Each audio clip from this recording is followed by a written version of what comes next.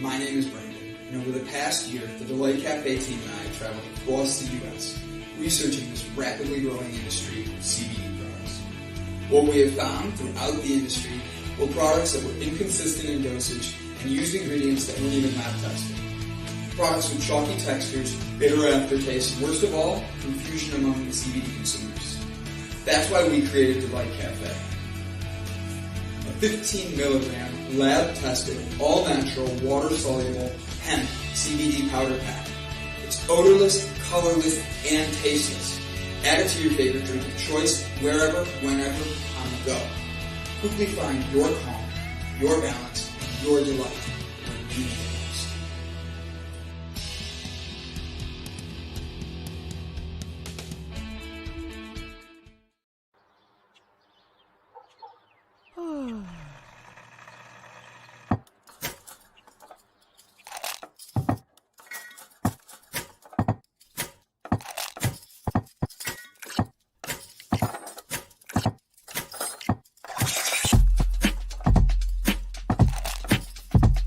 Good morning.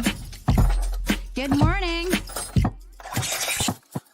Java Delight will uplift you. Stay tuned. The show is about to begin.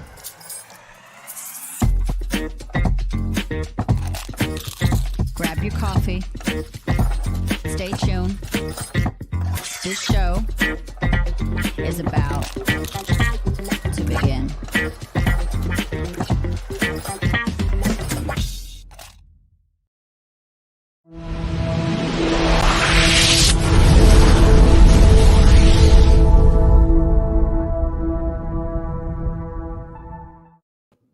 Good morning, everybody. How are we doing today? My name is Gavin Kerr, and I am here with the most... he looks like a ray of sunshine today with that blue polo he has on. We have Brandon Croucher here with me. You look so full of life this morning. How you doing, buddy? Hi! I'm good. Ooh. Was that loud? It was. I'm sorry. It's okay. Find your calm, damn it. Unfind your... I have some delight in here in my coffee this morning. My dogs have it. We all did it this morning together.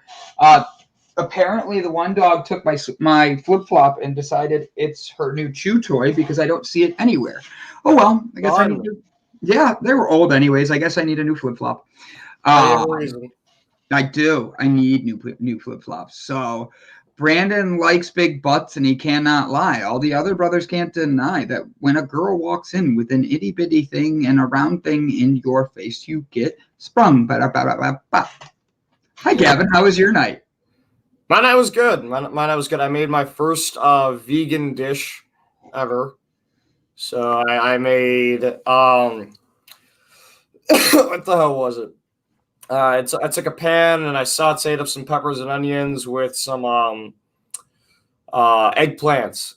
I sauteed all that up, seasoned it really well, and then I made some vegan noodles, and then I put in tomato sauce in with all the vegetables and some spices. Made it kind of hot, and then I just mixed it all together. I was like, yeah, some weird vegan kind of spaghetti. I was like, yeah, it's pretty good. It's not bad. Good? Tasted good? Yeah. How was your interview with Sonia? It was good. She didn't have a whole lot of time, so we did about an hour interview. But overall, it was really good. She talks about her new album they have coming up for crypto. Ooh. So that was really good. I posted the one that I did the other day. With Primal West, I did that today. Actually, I posted this morning.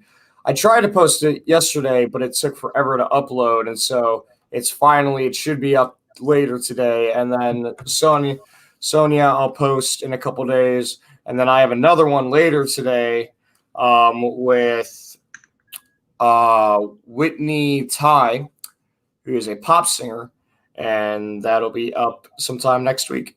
That's awesome, buddy. You got a lot of good interviews coming on. Brian Tracy's been kicking butt with getting people. Oh, no, he's been doing a fabulous job.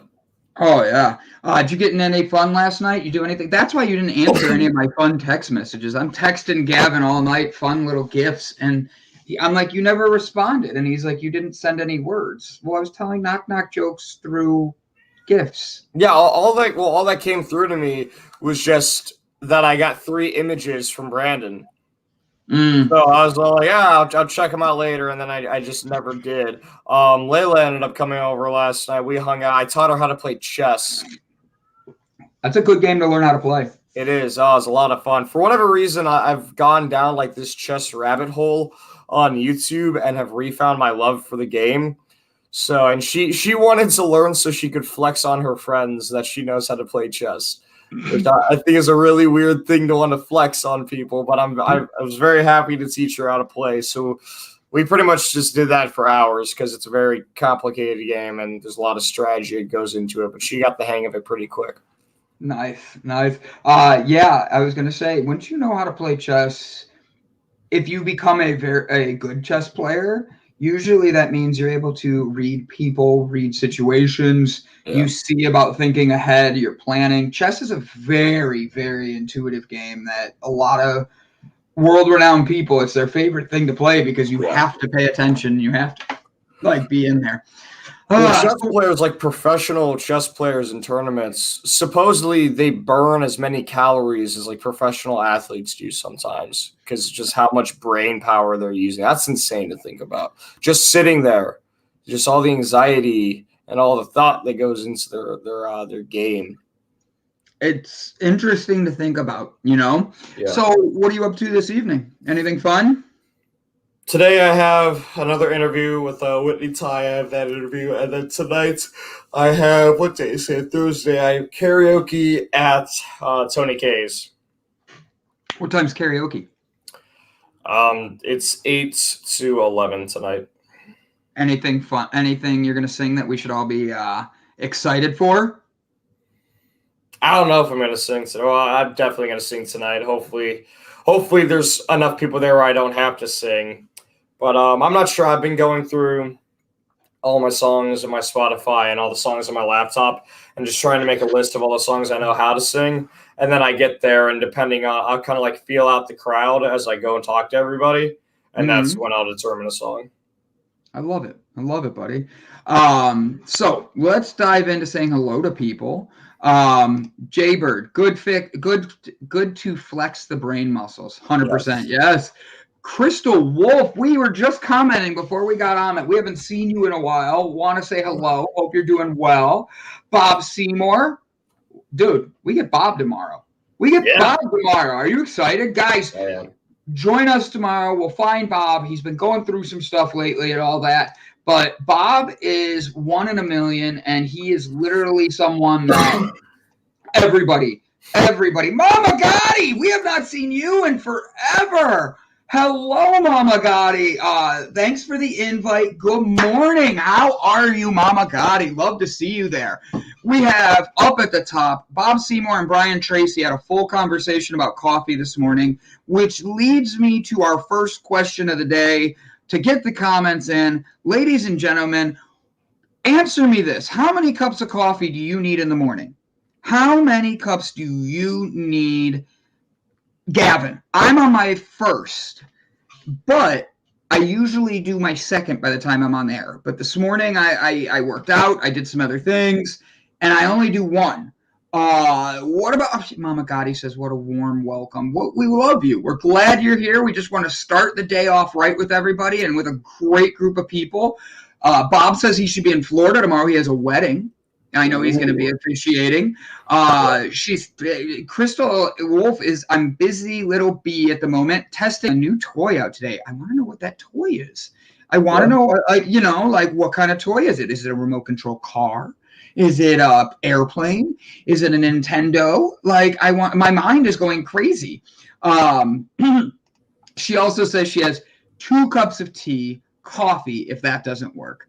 Need none. Want 3. I understand that. I've been there. Bob Seymour says at least 2 before my brain cells start to fire. What about you, buddy? 0 cups of coffee. I quit cold turkey in 2006 and have not gone back, by Mr. Brett Gordon. businesses are people too. Brett, maybe that's why you're having trouble sleeping, buddy, is you drink no coffee. You need it in the morning to push you going and then literally pass out. He's shaking his head heavy no. No, that's not how coffee works. Dude, he can't sleep at all. Like last night he didn't sleep. Like he's just been hurting lately. I don't think coffee is the answer to not being able to sleep, though. No, he can't sleep at night, and right now he's awake and he doesn't want to drink coffee. And I'm watching his head go and almost hit the keyboard in the background. He looked up at the screen so like, oh, that's funny. So how many cups of coffee do you drink on average to get yourself going in the morning? None. You used to drink coffee. What happened?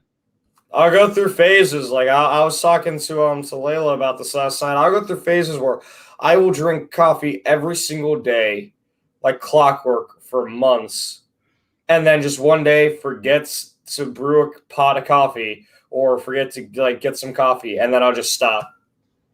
Wow. Yeah. Wow. Yeah. I don't experience any withdrawals or anything like that. I just I'll drink it all the time. And then I'll just get lazy one day and just not. And then I'll think to myself, wow, it was so nice to not put in that effort to make that coffee so that I don't make it again. Was it that bad a coffee? Like, what is it? Like, No, it's really good coffee. I really enjoy it. I just, sometimes when I'm tired, I just rather not make it. You're a pot of coffee, though. Yeah. So if you're a pot of excuse me, I'm going to shut the door since they both just ran out. You're good. They were doing so good at sleeping here today and being so quiet, and then they decided, oh, no, I'm going to go run around. Oh, jeez, did you see my chair just drop? I did. I did see that. You all right? Yeah, I'm like, I just dropped like a foot. Puppies! Yep, the puppies are barking in the background again. Brian Tracy, I saw your comment earlier that said you are on your 60th ounce of coffee just to get through the day. That's a lot of coffee. That is a lot of coffee. I don't know who's here, but I think someone's here because they're just barking like crazy right now. Do you have a mailman by chance? Or no, because the mailbox is all the way at the end of the drive. Correct. The garbage men might be picking up the garbage. They don't like trucks. Yeah. Like one of those. Thank you. Oh, see, maybe this blue is my color. It's like you complimented me. Mama Gotti's complimented me. Brian Tracy sending me nudes in the background. Like, yeah, a lot of good things. The face of you when I said Brian Tracy's sending me nudes was perfect. And then Brian Tracy had my favorite comment of the day as well. He literally wrote, where is it? It's back here. Bring your air-conditioned underwear. Is that a thing? Because where do I buy a pair? Because I need it. I know underwear for men at least is getting pretty spiffy as far as like they're getting like really specific with how tight it is in certain places and how loose it is in other places, and then the breathable materials. Like Really? Manscaped has that one where it has like a pouch to hold your stuff in. Yes. Oh, see, Jaybird gets me. He's sitting here going, puppies, chair drops, tree trimmers, always an adventure in Brandon's world. Oh, my God. I should actually show you guys. I have to look for the pictures. My parents took pictures before they left of this tree that was cut down. And if I could show you where the hole is now, you'd be like, wow, that was a big tree. Like, it was huge. So, fun times in Cleveland. Gavin and I have a very special guest today, don't we, buddy? Yes, we do. Do you know anything about our guest? She almost died. You know the same amount I do. Yeah. She researched 2,500 cases of near-death experiences. Lynn was so delighted when she learned what she learned. She wrote a book, The Wonder of You. What the near-death experience tells you about yourself. The book received rave reviews and now is in a more in-depth second edition is available on Amazon. Lynn's interest in science spans 45 years, has helped to add a profound understanding of the link between science and spirituality. She is also excited because her new children's book, Warple will be launched this summer. Very exciting. She's going to be a great guest. We have Christina coming on soon. Nice. She'll be doing part of her book club that Christina does to be able to help everybody that doesn't want to read. She provides the free digital copy for you to listen to and then have a conversation with about the book Brene Brown, Daring Greatly. Yeah. Good morning, Miss C.K. Ford. Love to see you. Go ahead, Gab. I'll shut up now. I'll have to ask her then, because I'm confused now based off of that. If she almost died, or if she just talked to a whole bunch of other people that almost died. See, that's one of my questions I wrote down with you and I talking this morning. I'm like, who almost died? Did she almost die? Did she send things to be like, did she meet so many people that almost died? Yeah. Like, near-death experience. Like my mom and dad had a conversation before they left for Texas about my near-death experiences and how I should be dead 3 or 4 times over now. And my dad was in the backyard making jokes about me. And he's like, remember when you threw the stick in the woods and it came back and it broke your nose? And I'm like, yeah, Dad, I do. Dude, next time you're out here, are you working tomorrow night? Yeah. What time? Tomorrow's Friday, so I'm doing 8 to 11 at Hatfields. Never mind. I was going to invite you out for a fire or something so you could see the woods where where the tree broke my nose. I'm working on weekends. That's your fault. I work on weekends too, but you decide to work with where they make you come in. I do my work right here. Yeah. Yeah, that's right. But I also work for 3 hours a night, so. I choose to work all the time. That's because it's my company. I've been learning about DMT, not to be confused with NDT. No, don't mix those two up. No. And be cautious if you try DMT, because it is called the God drug for a reason. And yes. I want to let you know I love you enough that I'm not going to tell you how to live your life and anything like that, but be cautious, because that's a big one. That's a big one. When I drank a venti Starbucks, when I drank a venti Starbucks and a large Rockstar in the morning, then Diet Mountain Dew for the rest of the day, I slept terribly due to the caffeine in my bloodstream, and brain would not let me get a restful sleep. That's because you had a venti, a Rockstar, and a Diet Mountain Dews. Brett, I love you, but you just were a walking caffeine bubble. There are people who live like that regularly, though, every day. That's how they function. They drink a bunch of energy drinks and a bunch of soda pop and a bunch of coffee. But the thing is, it's so unhealthy. So unhealthy. Yeah. All they're doing is ripping apart their insides. I like how Brian says, fire, Brandon, bad combo. Buddy, I play with fire. Yeah, he's pretty good with fire. I'm I love fire, buddy. I spin fire as a hobby. I get paid to spin fire in front of people when I want to, when I do shows. I'm good with fire, buddy. You want me around with fire. My brain does not want to wake up this morning. I've had 2 phone calls already, and both phone calls I literally was stumbling over my words. I don't know why. I just can't. My brain does not want to wake up this morning. Oh, I thought I had a stroke last night. I was talking about something, and I went to say forget, and I went I tried I was tasting the food, and I just put in something really spicy, and I didn't mix it good enough, and so I got a mouthful of it, and I started to cough, but my throat closed a little bit, and I almost thought I was having an allergic reaction. I was like, oh, it's because there's no meat in here. That was the joke. But then I went to say something. I went,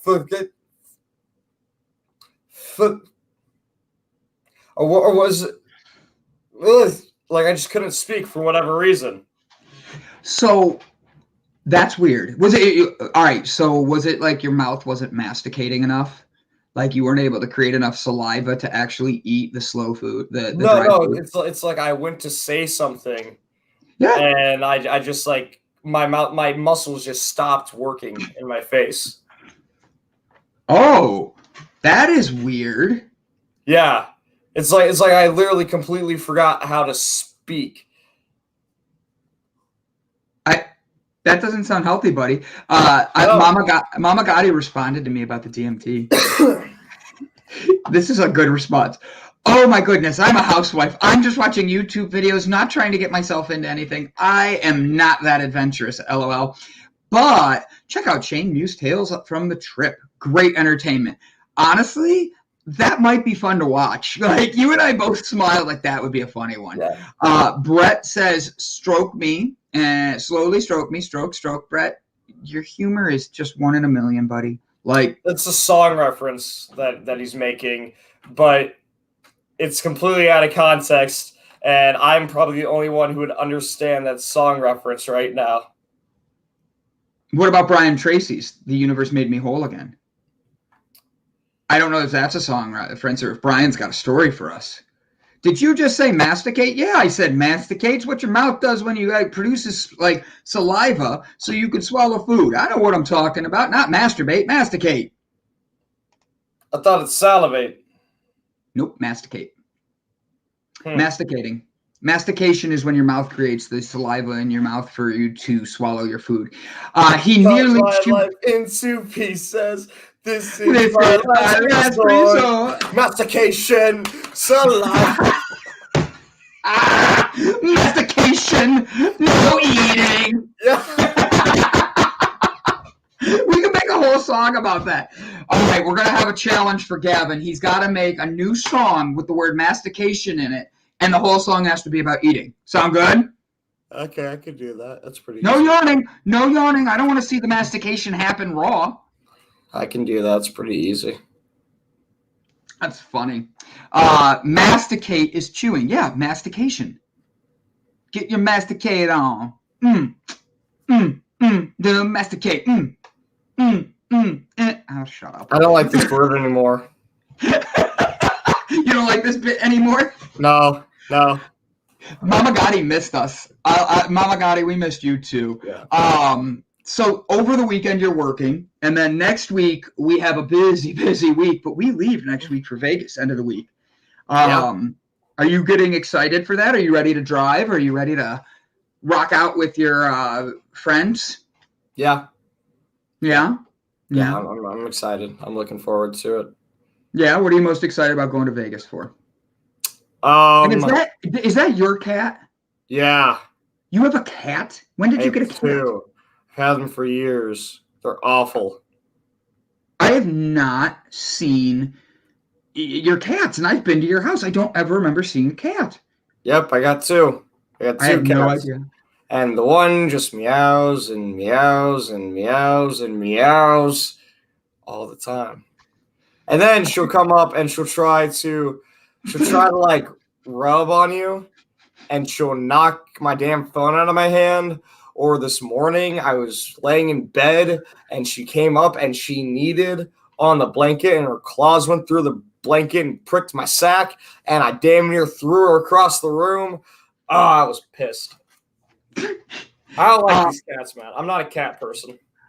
See, I think everybody needs a cat. And I mean this in the nicest Why? way. Okay, so and the cat is very crucial to who you are. Meaning, my dad hates barking. My dad hates having to go open the door and let the dogs out. My family does not like certain things about what dogs need, like cleaning up the dog poop in the backyard. But the thing is, while they don't like that, they hate the barking. And I'm sitting here going, so you want a cat? Because you can teach a cat to go into the cat litter. That you only have to clean once a week. The cat's not going out and going to run around. And when the cat decides it wants to curl up with you, oh my God, you're going to take a nap with ease. But a dog is always right there. And when a cat starts coming to you when you get home, you know that cat loves you. And for me, they earn that. They want you to earn their love. Where a dog's like, just give it to me. You know? I don't want a needy pet. I want a pet that make me work for it, like my cats did.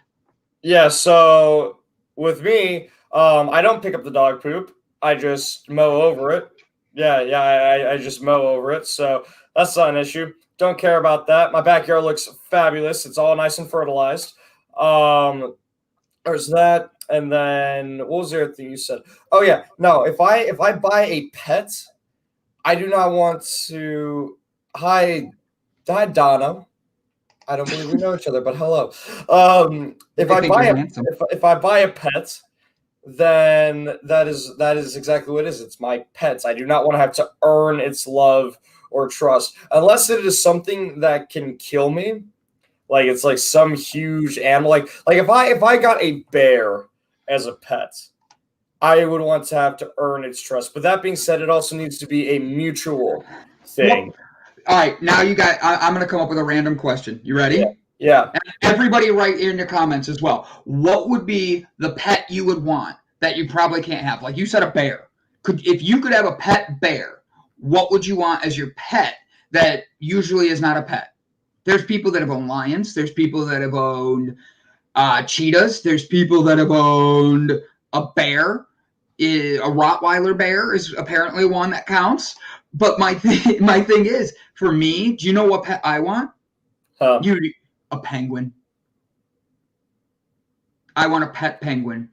One day I would love to be wealthy enough to have a Ferrari that is black on black, looking like totally baller, sign up for Uber, and then have a penguin buckled up in the back seat. So when you get in, you're like, ooh, this is a nice car. We're both in tuxes, the penguin and I. I just think that would look absolutely awesome and be so much fun. What pet would you want that you could? Oh, a dragon. It's interesting that you said a bird, because I would also choose a bird. I'd want some kind of bird of prey, like some kind of eagle or like a falcon or something like that. Some big bird of prey. Yeah.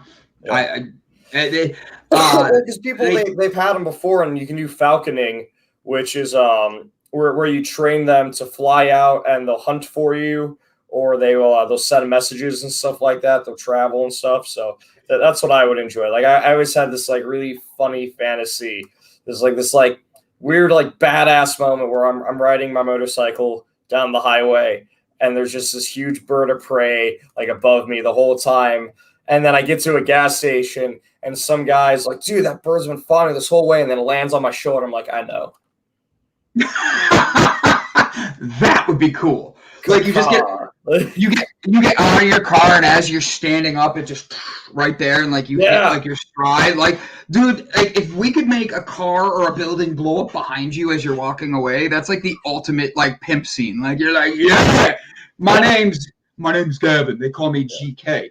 Yeah, that'd be pretty awesome. But yeah, no, I'm not crazy about cats. And then the whole when they come and cuddle up with you thing and you fall asleep, no, because they take forever because they got to knead and they got to go around in little circles and they can never get actually comfortable. And then they wanna like rub up on you, so they're not sleeping, and neither am I. They're pissing me off. I'm not a cat person. Never have been. I've tried. It's not my cup of tea.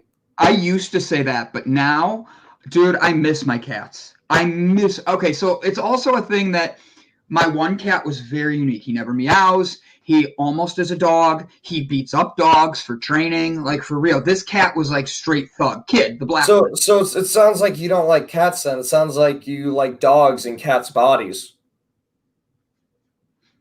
Yeah, see, because I do like small dogs too. Yeah, see, like, you don't like cats. You just like dogs. You just like them in cat form. I only like animals that are small enough that if I kick them, they're going to go across the room because I'm never going to kick them. But like, I like that small version, like a football size. Okay. Yeah. I love small animals. I don't know what it is about them. I hold them. I would I had 2 wiener dogs. I loved miniature dachshunds. And the funniest part about those are I would literally wear a shirt that when I was walking them that said, I heart my wiener.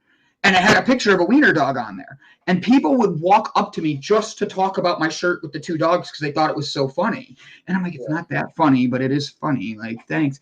I mean, it's kind of funny, but at the same time, when you said people walk up to you, I thought you were going to say people were going to start walking up to you complaining about animal abuse.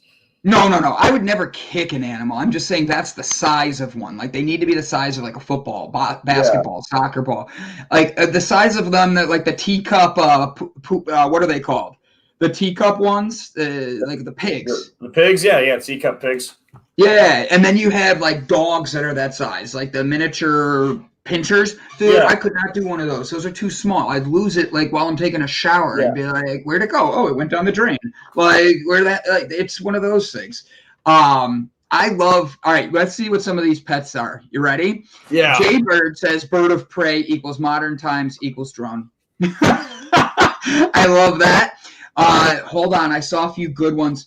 Crystal Wolf says a pack of gray wolves. I have to be honest, that'd be awesome. Brian Tracy said a brown bear or a grizzly bear, but could you imagine him with a motorcycle with a sidecar and a grizzly bear in it? I would love that. I have an easier time imagining a grizzly bear riding a motorcycle with him in the sidecar. I could see that. See that. CK Ford says an owl, while Sherry McQueen says a white owl. I have to be honest; these are great. Mama Gotti says a dragon. So when you say, she could own a dragon right now if she wanted to. Yeah, Komodo dragon. Those things are awesome. Komodo dragon. Yeah. Komodo dragons, bearded dragons. I watched a documentary of this couple who owned 2 Komodo dragons. They lived on Komodo Island, actually, or they lived in some like tropical area. But basically, they had a whole bunch of land, and the amount of work that went into these animals is just insane. Like, it was like a full-time job for them. So you got something like that is cool. But I personally don't think that it'd be worth it. Just the amount of land you need. They had huge rat farms so they could feed them. And then they just they get so big, and I thought, you could correct me if I'm wrong, aren't they very territorial? Oh, they're crazy aggressive, yeah. And if it bites my leg, it could seriously rip it off. No, you'll die. Even if you get away, you'll die from infection. There's so much bacteria in their saliva. Like, people thought that they were venomous, but they're not. They just have such a disgusting amount of bacteria in their saliva that you'll die from infection. No, I just would stay away. Yeah. But I'm not. All right. What pet are you afraid of? What pet would you not own? I'll tell you right now, tarantula. I could not do a tarantula. Or a snake. You and your snake. You were ready to bring him out. And you're like, hey, Brandon. Yeah. I'm like, no, Gavin, keep away. That thing's going to eat me. And you're like, Brandon, it's not that big. No, I don't care what you say. It's not that big, Brandon. My snake isn't that big. It's okay. It's not that big. You're saying it in a different tone, and you know it. It comes from eating all those rats and spiders and stuff. Their neighbor has a teacup corgi. So my question to you would be, is it a barker? Because I feel like the smaller the dog gets, the more it barks. Yeah, they're not size conscientious. I'm not a fan of little dogs either. All right, I'm going to say this, and you're going to correct me, but it's because I want you to correct me. It's like they have the Napoleon syndrome. Like, they're all that small wanting to bark at everything. Oh, yeah. No, Napoleon was not that short. It was just a different measuring system that made him seem that short. I love it. You and I had that conversation the other day. Yeah. There are plenty of pets that I would definitely not own because I know that it is not worth it or fair to the animal. Even if I could give them the perfect proper enclosure, I still probably would not own them just because I wouldn't own them as a pet. I'd be all down for having an actual a zoo where it was or a protective reserve for animals. But I wouldn't go play with them or hang out with them. But I want to say there's an animal that I'm afraid of. None. No. I'll give you that. If I take you, no, fuck that. When I take you on a hike in California and we go to the Redwoods, okay? Yeah. You ever been there? No. Dude, I'm gonna first time I went, I didn't even want my cell phone in my hand. I wanted to absorb it. It was the most amazing experience, just trees and everything. But that same weekend, a park not far from where I was walking, a mountain lion mauled a dude. And I'm sitting there going, I did not know these were around here. I knew they were, but I thought they were not. No, hold on. Where I am, there's a concert going on in the park. So you'd think that loud noise would push them away enough. That dude was close enough to me. He was eating. He got hurt. He was in the hospital. Yeah. So let's have a wonderful conversation, ladies and gentlemen. We have someone that just popped in the background. She's our favorite book expert. She comes in with a knowledge of like just every book ever written. She knows them all chapter by chapter. It's amazing to see her come through like this. We're going to have a great conversation and play a couple games with her today. Ladies and gentlemen, please say hello to Miss Christina Kimbra.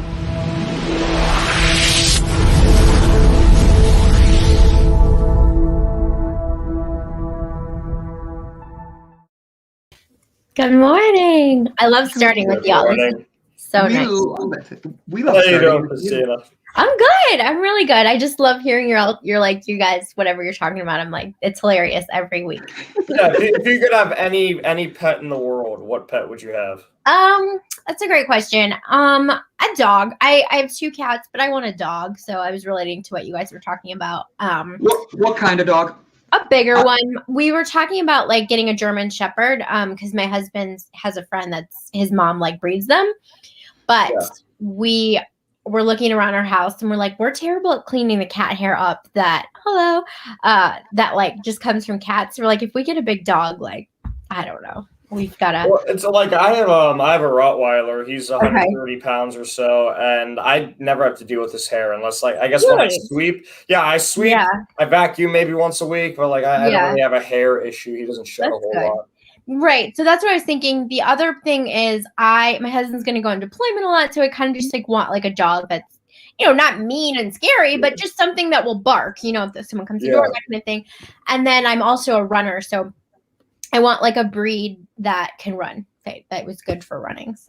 So you should probably get a mix then. Like what do you get a Frankenstein dog? Well, you want something that runs, right? So I would imagine like some kind of shepherd, or if you're feeling really crazy, a husky of sorts. Okay. And then or like a lab, and then you want something big that barks, right, but is also like really chill. So I would imagine like some kind of like Mastiff Hound. Yeah. Okay. Yeah. So if you know your dog's done. Yeah. So if you did like a Mastiff, that would be something big that people wouldn't mess with. That has a nice low, loud bark to it, but they also just sleep all the time. I've heard that. Yeah, because that's the other thing is maybe I should just breed my own dog. But I have 2 cats, so like I don't know. They don't. I want a dog that's good with cats. So. Yeah. So have you ever done a greyhound? No, I mean I've heard of them. Yeah, they're saying greyhound. The race dogs. Yeah. Oh, yeah. Right.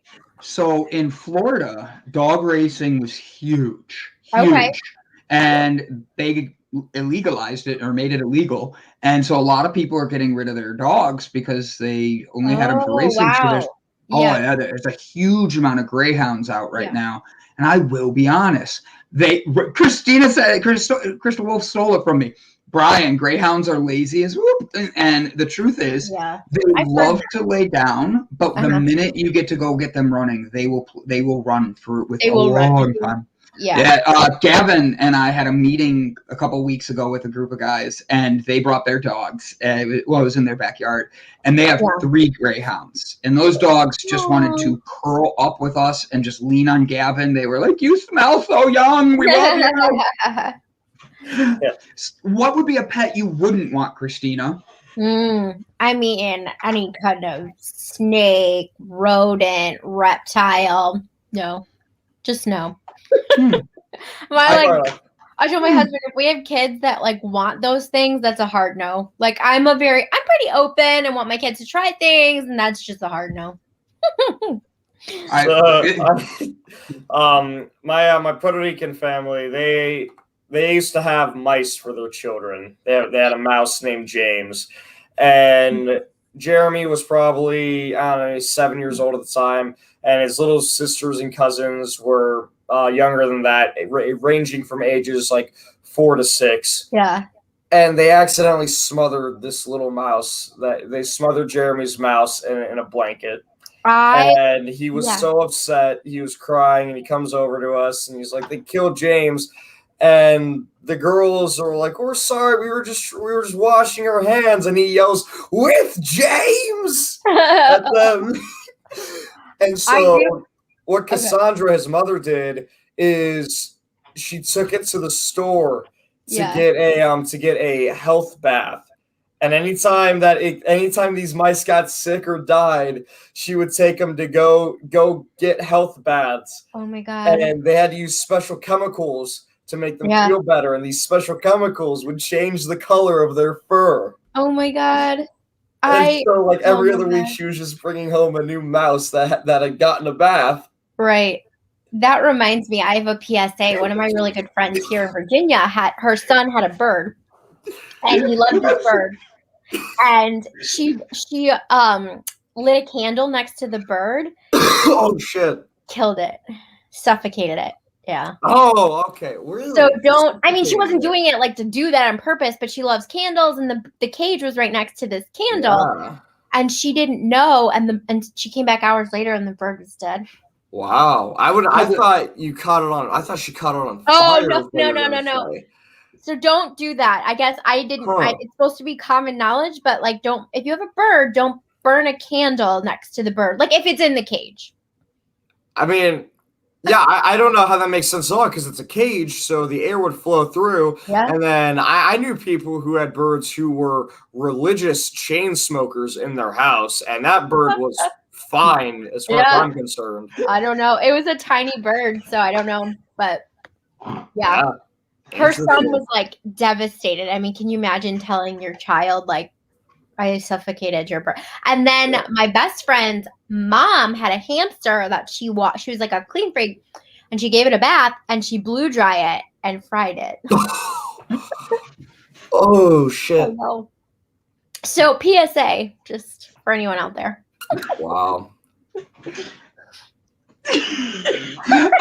This has been the most entertaining. I'm just gonna sit here and let you two talk because Gavin has friends whose moms go and dye their pets so that way they come back and oh no, this is little blah.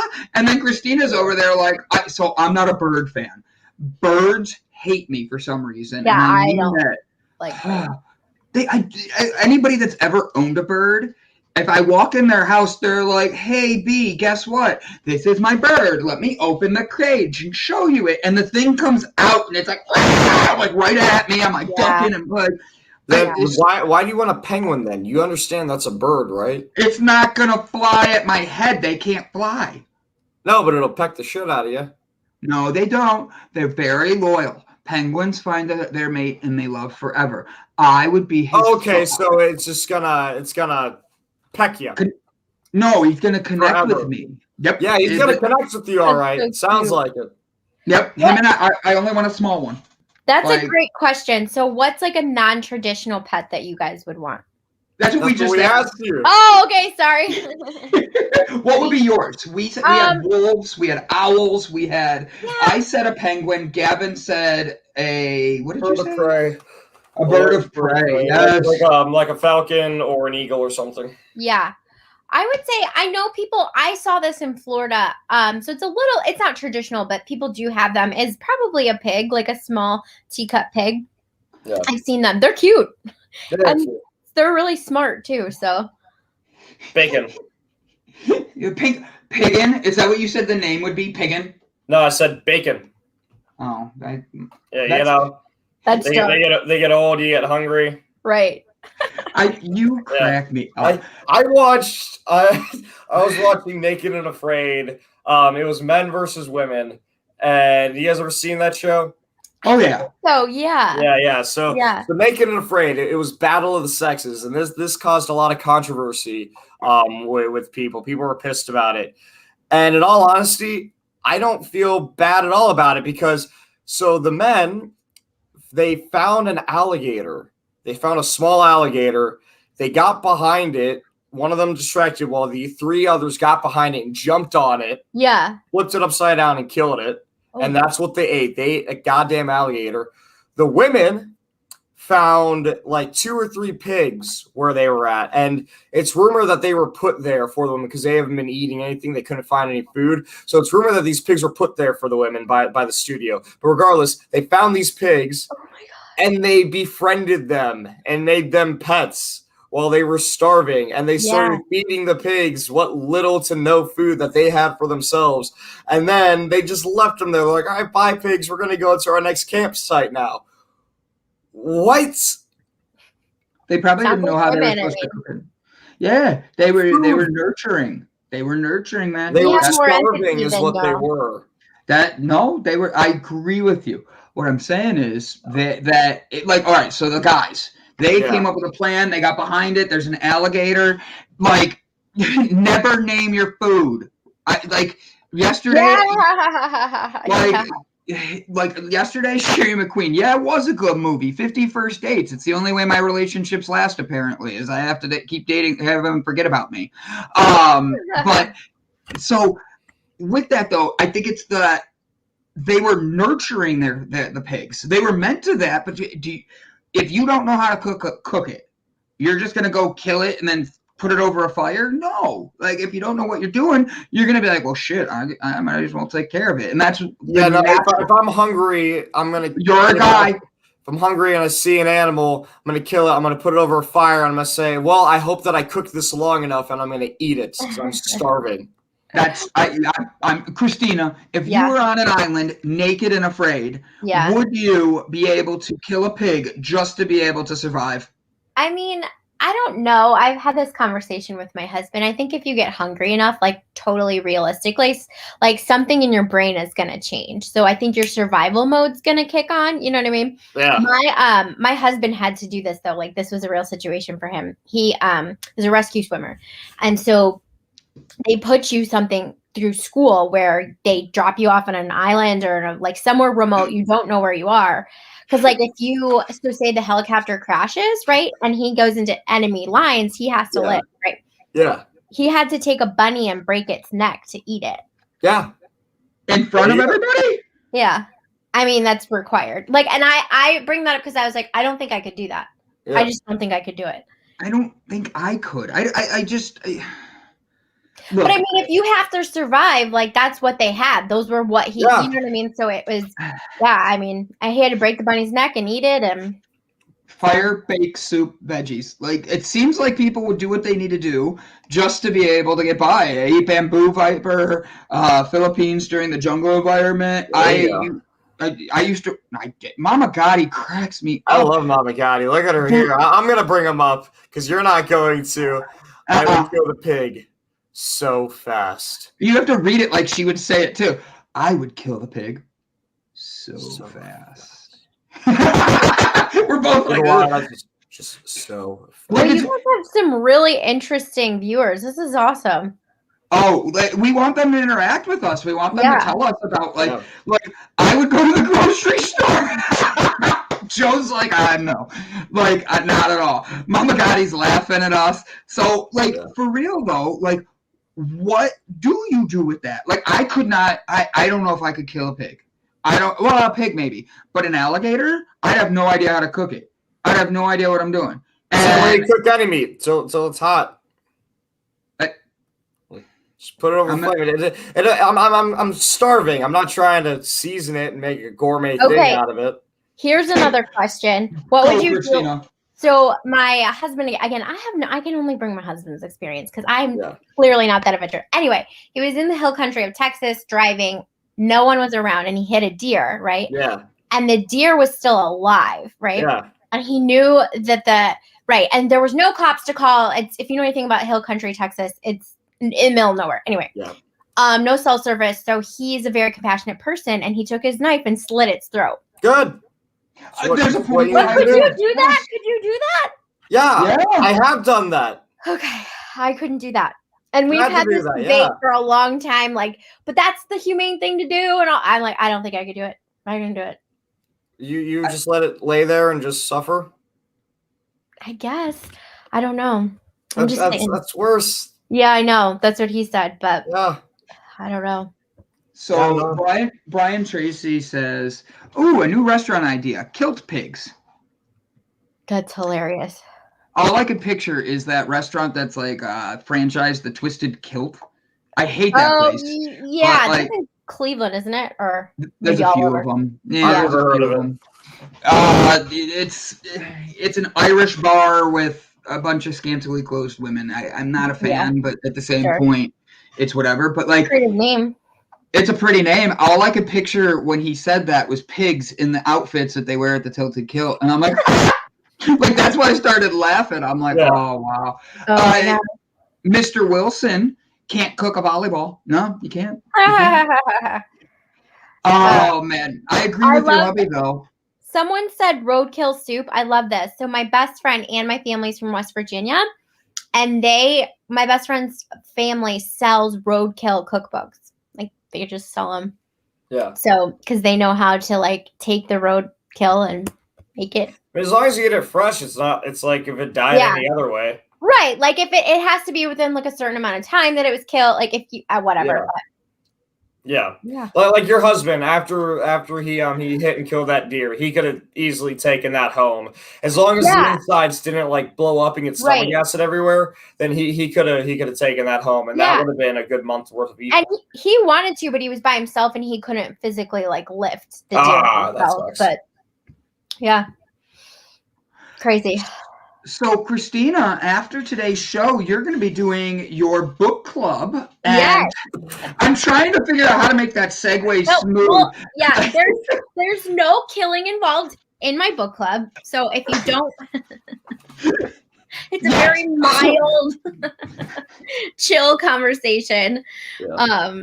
You cut it open and feel if the meat is warm or cold. Oh, where does Mama Gotti live? Does anyone know? Because she's a badass. Like, I love that you did that. Like, Mama Gotti, I'm not even sure where you are. Like, please tell us where you're at, because I mean, Christina's right. You are a badass. Well, she's got a lot of like life experience with survival things. So, Michigan. Okay. Yeah. No, we're not laughing at you, Mama Gotti, for that. It's just that it was Michigan. I was expecting something way more farther out. You are now about to witness the power of street knowledge from Mama Gotti. I got one for you. Brian Tracy, ready? Killing in the name of book club. Yeah. Tell us about today, what you're going to be talking about on your show, and how everybody should be tuning in about being vulnerable with you and Brene Brown. I love it so much. Someone said I'm slaying the books. That's great. I will take that kind of killing it. That's great. I do slay the books. That is really good. Yeah. So today's interesting. It's about feedback. So like how we give each other feedback and how we receive it. Right. And then cultures of like feedback. So I've been in a lot of like organizations that don't take feedback well. So, I mean, it kind of goes with what we're talking about with killing it, because you can either kill a conversation, you know, depending on how you give the feedback or how you receive the feedback. So she just talks about creating environments where, you know, we can lead with vulnerability, and vulnerability is the big thing it takes to give and take feedback. So this has been my favorite chapter, actually, to be honest, because it's the most applicable to me so far. Like all of it's applicable, but this one, like, who hasn't been in a relationship or an organization or a nonprofit or volunteering where you've either had to give feedback or you've received it? Yeah. You know, and like there should be an app now where people can give you feedback. Let's say you lost a job or you left a job. You and your employer can give each other honest, anonymous feedback on each other. If you get out of a relationship, you and your significant other, like after like a month or a couple weeks or whatever, you two can give each other honest feedback. That's pretty good. Whenever like the dust settles, you can say, like, you can put like a permission button on there, like, all right, I give permission for feedback now. Yeah. Yeah. I love this idea. I'm thinking of like an app where like you rate each other, right? And so like, people have rating. I don't know. I don't want to know what my exes would say about me, though. That could be pretty. Yeah. Have you seen Black Mirrors? On Netflix? Black Mirror, yeah, I know what episode you're talking about. I right when she said it, that's the first thing that went through my head. So in Black Mirror, they have a rating system. So like now, if Gavin did something I didn't like, I could swipe him up and give him a rating, and it would show everybody his rating when he's around them. For real. So this is a real thing. They do this in China now, where it's very similar. I might botch it, but I know it's like where they have like phones, and like, so say you like recycle, you get a point. say you take public transport, so it's like this idea of getting people to socially like do what's good, right? I don't know. It's scary. I don't know if I like it, but it's just the crazy thing about, and I'm not sure if they do this in China yet, but in the Black Mirror episode, your rating determined how good of a life you lived. Like if you had if you had too low of a rating, you wouldn't be able to like buy a house or a car and things like that. Like you just weren't allowed to live in certain neighborhoods. No joke. That's how it is in China. Maybe not that extreme, but like you get points, right? So you can, it's like a point system to earn to go to this place, and then, but the thing is, it's like a social media profile. People can see your point and ranking. Yeah. So talk about it, shame. I mean, that goes full circle with what we're talking about. And her research has proven over and over. So if organizations use shame, like that's so old school, we need to get away from that because it's very proven that it just doesn't work. It can work in the short term to change a behavior, but if you're shaming someone, your child, your employees, like it's not an effective way to create change in an organization or in a family. Yeah. So, book club survival adventure. I don't know if y'all want me to lead that. We might end up dead. we're end up as Bones with a whole bunch of piggy friends just chilling next to us. Seriously. Yeah, that is definitely a scary thing. I'm very curious on how that's going to play out in China. If it's going to be like it's like, oh, I need to see your credit history, and then I need your credit score, and then I need your social score as well. I mean, it's scary. Like I said, I don't know the exact details. I forget where I saw it. It was something on Netflix, but it was a documentary about, and this woman, they followed her around and like showed an app, right, of and then that's the thing that's scary is it's using your location and tracking everywhere you're going. Oh, and it would track like your food, like what you were buying. So if you bought shitty food that wasn't good for your health, then, the government would know that. And like, I don't want everyone to know when I'm having my Coke. Like I drink a lot the craziest thing is too, is that if it takes an average, all you need is one person. All you need is one shitty person to give you that 1 out of 5 star, and now you have 5 stars across the board, and then you get that 1 star, and now that it averages out, and now you're down to 4 stars automatically. I mean, that's a great point. That's terrifying. That's a really good point. Like, or say like you see like a whole group of people get mad because you do something and they want to cancel you.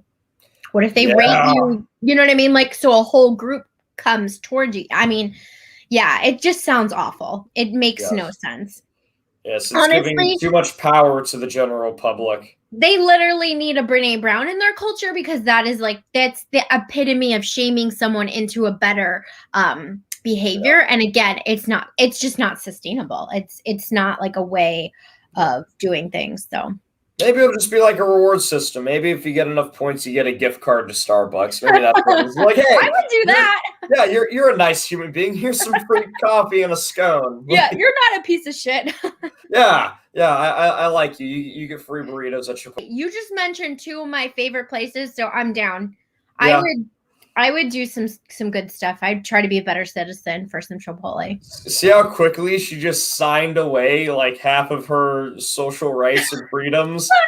all it took was a burrito and some coffee. You said Starbucks though, so those are my 2 legit. Like if I didn't spend money on that, I would be a lot richer.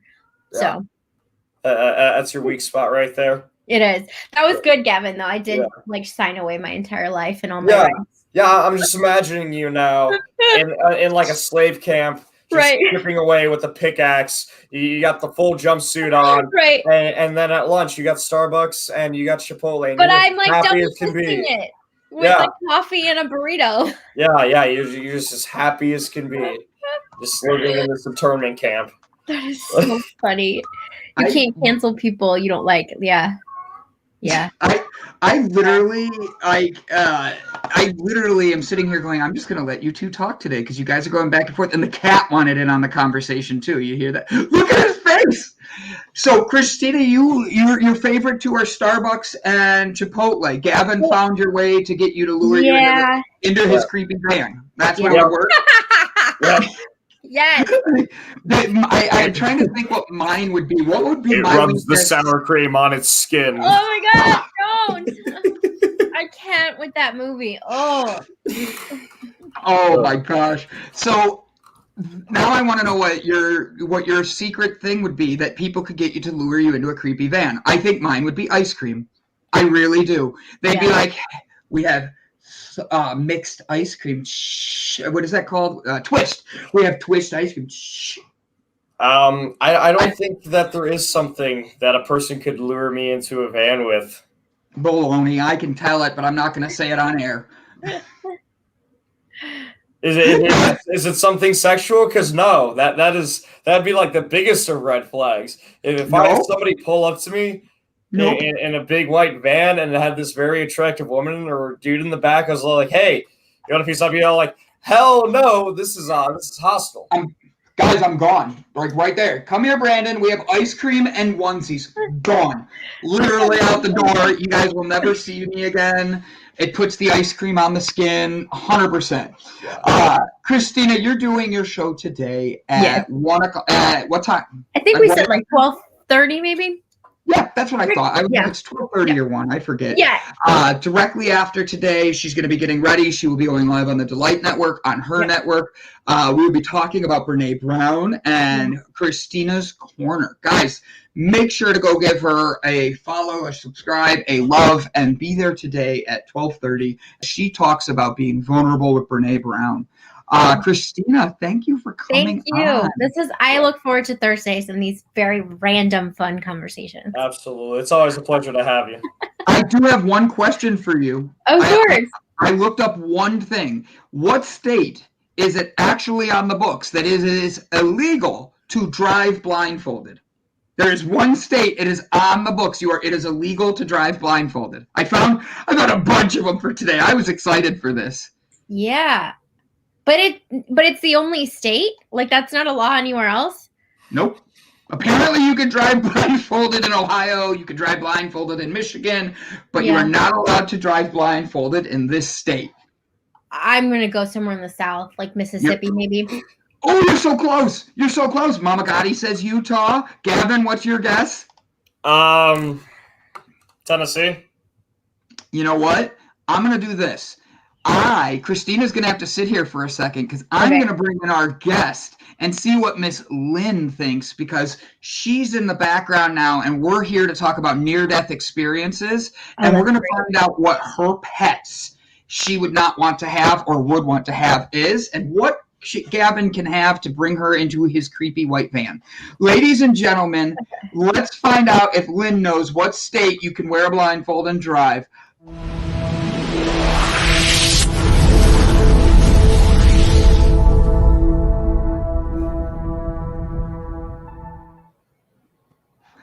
Hello, Lynn. How you doing, love? Hi. Oh, wonderful. Thank you. Wonderful. I don't know if I'm going to be able to follow that act. Oh, man. It's tough. We'll keep you going with it. You don't need to follow it. You're joining right in. Yeah. 100%. So do you have any guess of what state it would be that you're legally allowed to drive blindfolded? Throw a random one out there. It's in the South. I'll give you that. I've read that one once, but I can't remember. And I'm from Canada, so I might be giving you a hint. Yeah, I might be giving you a hint. Yeah, how about Louisiana? No, try reading that one out loud. That's your hint. Alabama?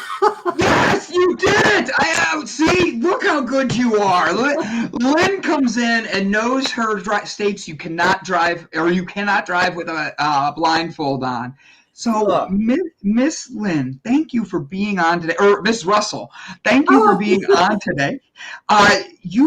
So the first question Gavin and I had when going through your bio, did you have a near-death experience, or is it your relationship with the amount of people you've had that got you into wanting to write your books that you've done? And then how do you have a near-death experience with a children's book? Those are my first two questions I have to ask. Okay, let's start one at a time. Yep. And if I forget the last one, because I'm really old, so you just remind me. Okay. You got it. All right.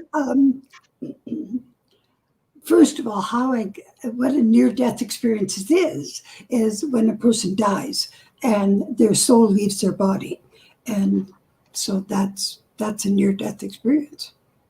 And they get resuscitated, or sometimes not. Sometimes they come back spontaneously, and so that's what a near-death experience is. So what do I want to tell you about? I had a very, very, very small one. So I quite honestly don't consider it to be, it was so small, I didn't get out of the tunnel and I was shoved back. So, but most of my information comes from my studies. And as I've said before, I studied 2,500 cases. And I also have studied all kinds of spirituality and every religion in the world as well. So that's a pretty broad base.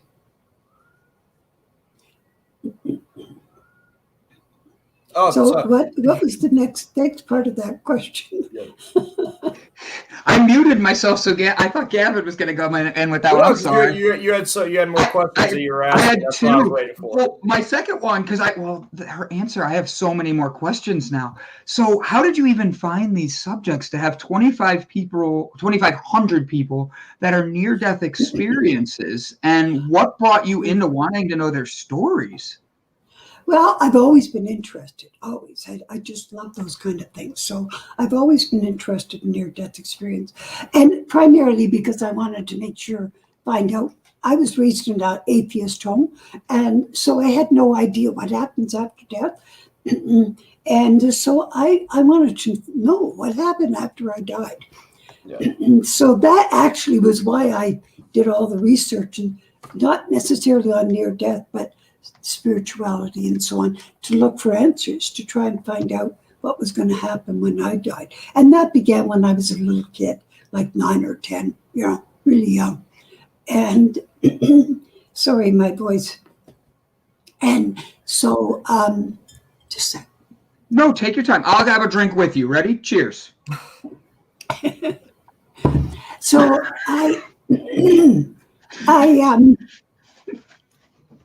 So that's what started the whole thing, was to find out what happens when one dies. So that was my beginning. And then, but I was just fascinated. Once I got started learning about different religions and so on, I was quite fascinated with how they started and what the history was and how it evolved to what it was today.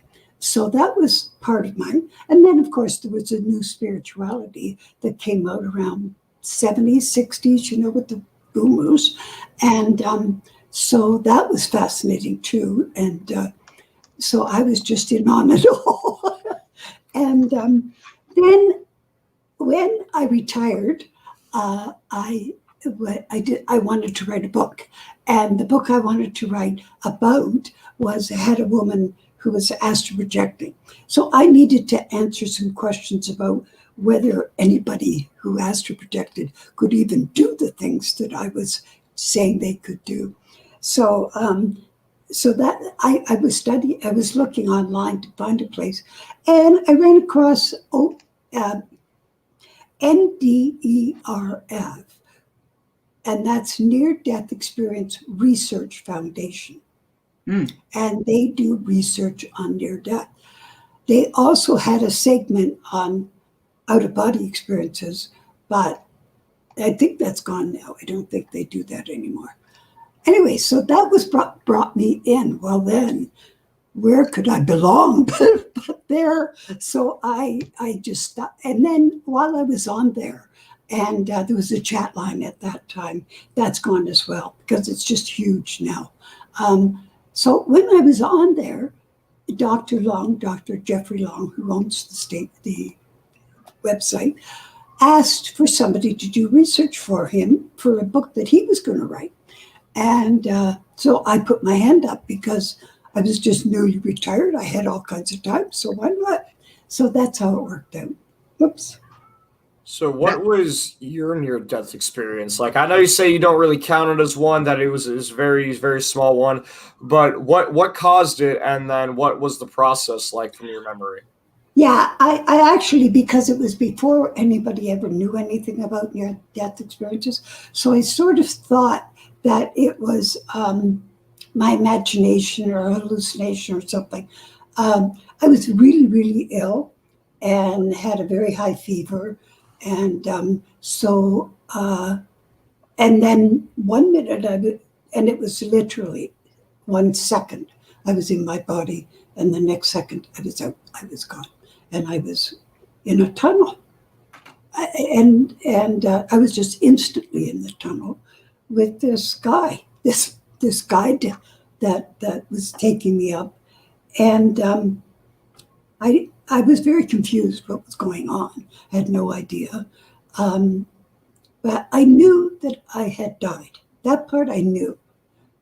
And I mean, I knew I had been very ill. And so as we're going up, this guide is taking me up, a big voice comes down. And it was just like what you'd imagine in the movies. Yeah. You know, it was like, take her back. It's not her time. And but the fellow beside me said, but she died. And he said, take her back. She has much left to do. And so the next minute I was back in my body, and it was just that fast. And some people have huge, extensive death experiences that just go on and on and on. And so they're so beautiful that's why I consider mine to be sort of Mickey Mouse in comparison. Well, I imagine there's a lot of paperwork they have to fill out when somebody dies, and then to send them back as well. So it's got to be quite a process. Yeah. But no, that does sound amazing. I've heard a lot of stories of near-death experiences. I've heard a lot of stories as well, similar to people. Somebody in the comments has mentioned things like DMT. Those drugs, they're known as like the God drug, where you see these similar types of things where you go, and then there's usually a reaper next to you who's carrying you on to another side, mentally or spiritually. So it's very interesting that you saw all that. How's that sort of changed your perspective on the life that you have left after that?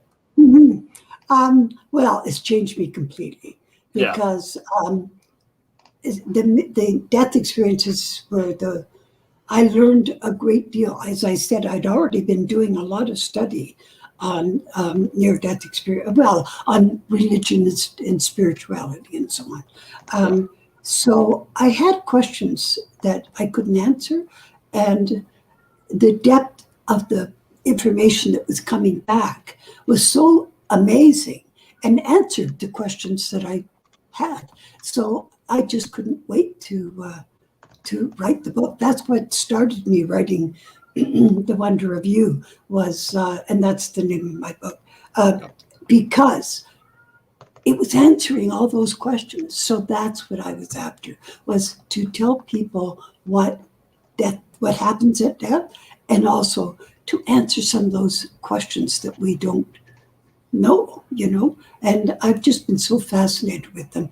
And it's just kept going. I mean, it hasn't stopped yet. I still do more research, and I still learn more things. So, but it's changed me from the point of view that I'm not afraid of death anymore. And I understand at a deeper, more spiritual level about what life is all about, why we're here, all of those kind of things.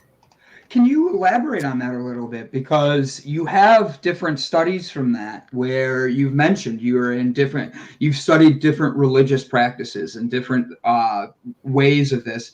So with having that experience, how are you using these levels of pains from people's life, because that's a very unique situation, to help build up a future of people with knowledge? Actually, here's a better way of phrasing this. Mama Gotti nailed it. Why are we here? Yeah. Okay. Well, one of the basic things about the way I think now, and compared to any religion that I can think of, is that most of our lives are built on negatives.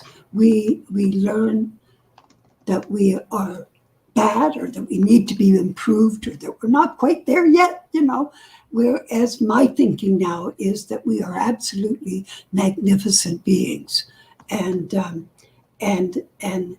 we don't need to improve ourselves just to be all that we can be. Why are we here? We are here for, okay, let me put it this way, because if I say it that way, it won't work. So let me just say, imagine, if you can, that you are in a space of nothingness, absolute nothing. Just, there's no sounds, no sights, no nothing, no smells, nothing. If that were actually possible for us humans, we wouldn't know we exist. Literally, we would not know that we are. We need something to bounce ourselves off. Now, let's suppose that that's the source. I call them the source. So the source would be in this nothingness. But of course, it knows it is. It knows it exists. Yeah. So that would be absolute agony, to be in eternity with nothing. I can't even imagine how bad that would be. So I think that source creates for that person no reason to get back, to have something to bounce itself off of. And so we are part of it. I mean, there's a whole universe out there. and science tells us there's multiverses. So yeah. So we are here to give back to the source. And every minute that we live, every second, is going back to the creator. I think that's a great way of saying that. How did your life change after your near-death experience? Like, it led you enough to go want to do more information and talk to people about it, and then write a book about it. Did you notice any change in yourself? Oh, I don't know. I guess I'm calmer. Very much calmer. Because I've read stories about people who have, like we've read stories about people who have gone to, they've gone to the garden, or they've gone to places where or they meet their loved ones, the ones who have passed before them, and they have love, and they meet their guides and things like that, and they're all physical experiences. But some of the people that died went right into the light immediately. And Really? that was and that's where the deepest learning was. Because when they were in the light, they found out that they were the light, that this was home, and it was just bliss, absolute bliss. And so being there, those experiences to me taught me huge amount, because it was like they saw how creation happened, for example. And it was like, one or two would say it was like a flower, a multi-petal flower, like a chrysanthemum. And it would just be opening, and more petals, and more and more and more. Another one was that they saw, sorry, my brain stopped. They saw like a fountain that was overflowing. And so it just kept coming and coming and coming. And what was coming was love, because that's the power that is used to create with, that the source uses love as its creative force. And so, I mean, how can you not change after that? After knowing that. Yeah. So, So what did you have a story that literally you heard it and you're like, okay, I need to start writing to teach people about this? Or was this just something that came on you and you were like, yeah, I think I need to tell these stories? Like, how did you come about this? Because like you said, it's just different. Like I've not met anyone like you that's done this or written like this. So I'm intrigued, and I even made the joke before you were on about how I've had 3 near-death experiences, and my parents think they're funny because I was a kid, and like they make jokes about it, but like there are very serious ones, and I'm curious about the fact that how do you even get into something like this, and how you handled it? Like you have a great story. I don't know how to answer that except to tell you that I absolutely, as I was reading, as I said, I was getting answers to my questions, and I was just so thrilled that I just had to write about it. Because I thought, if I'm asking these questions, a lot of other people must be too. Yeah. And so that's why I wrote the book, was to answer other people's questions. Because here I was getting these wonderful pieces of information, so sharing it.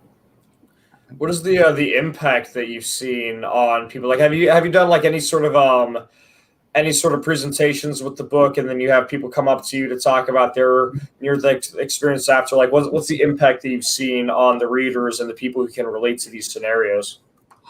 One of the things about the people who have had death experiences and come back, there's a few things. One of them is that most of them didn't want to come back.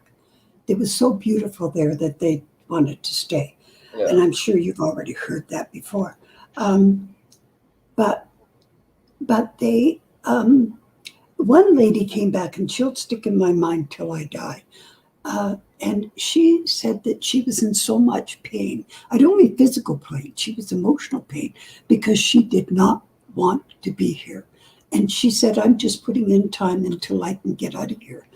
And, but she was so unhappy. And I thought, what a shame, because there was life lessons. There was a reason why she was brought back. Yeah. And so if she didn't do whatever it was, sorry, then she was just going to suffer, for the rest of her time. And what's more, if she doesn't complete her task that she came back to do, she'll have to come back and do it all again. So. As in, you mean like in a reincarnation? Gotcha. So then, do you believe that the soul is basically stuck on Earth until we get it right, and then we're allowed to officially transfer on? No, see, that's a negative perspective. I don't think it's negative necessarily, because you're learning a lesson over and over again. It's a trial. Yeah, that would be my perspective. Excuse me, guys, I've got to fix my voice. Yeah, take your time. Gavin, have you had a near-death experience? Not in a sense where I did die, but yes, I've almost died a handful of times. I've almost drowned in both freshwater and saltwater. I got set on fire with gasoline and had third-degree burns in my face and chest. I've fallen from great heights. I got hit by a car maybe 6 months ago. I've had quite a few. I attempted suicide twice. I've had quite a handful of near-death experiences. Have you died in any of those, or have you just almost died? No, just all of them has just been almost died, but I've never been legally dead. Actually, most of them I walked out without a scratch, other than the fire. In all honesty, like when I fell from a scaffolding, I didn't break anything somehow. I had bruises all over me, but I didn't break anything. When I got hit by the car, I was riding my motorcycle, and a lady cut through a turning lane and ran straight into me. And I just got up, and I was completely fine. My bike was totaled, but I was completely fine. Wow. When I was really little, I almost drowned in a pool, and some family relative pulled me out just in time before I blacked out. When I was drowning in the salt water, I was the one who saved myself, because I yelled in my head to stop. And I just completely stopped what I was doing. And then I came back up when a wave wasn't coming over me. That's why I couldn't get up, because waves kept hitting me. and I was able to come up and catch my breath, and I realized nobody around me had any idea what had happened. And then with the fire, my neighbor had beaten the flame out on me, so he saved me that day.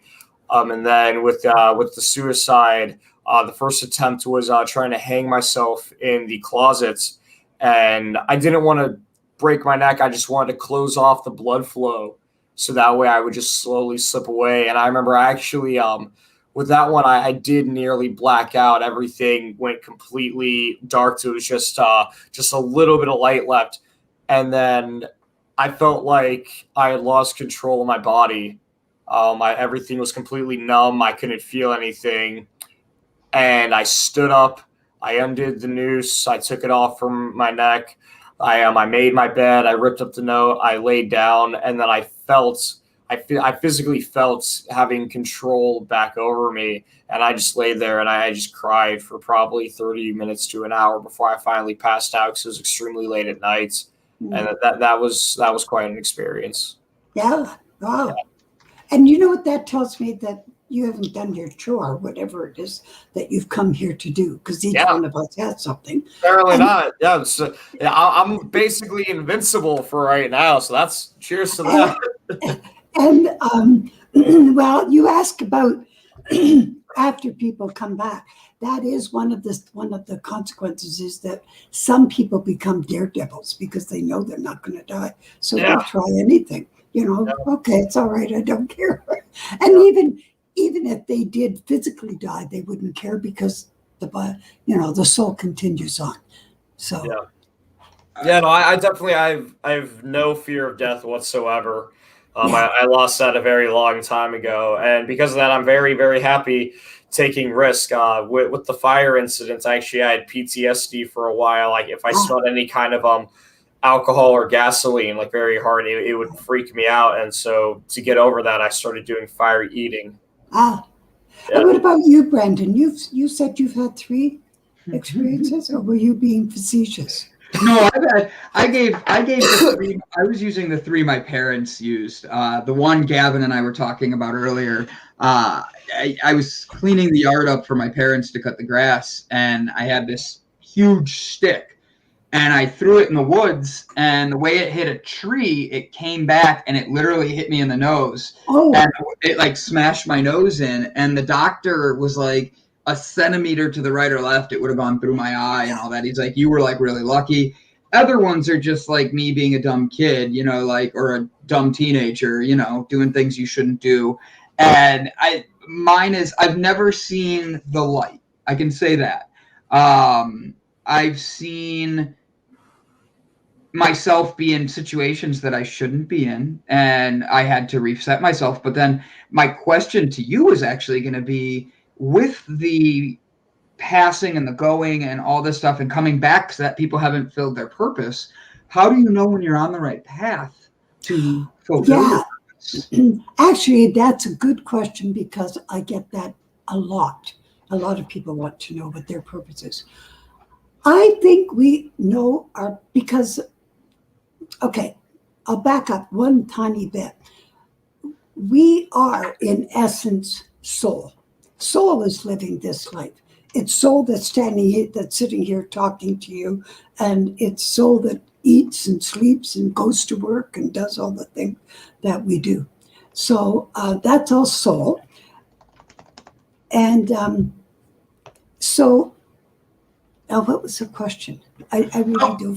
Yeah. No, you're good. When you're on your path, like how do I, like, all right, so like you as Miss Lynn, how do you know that you're on your path and staying on it?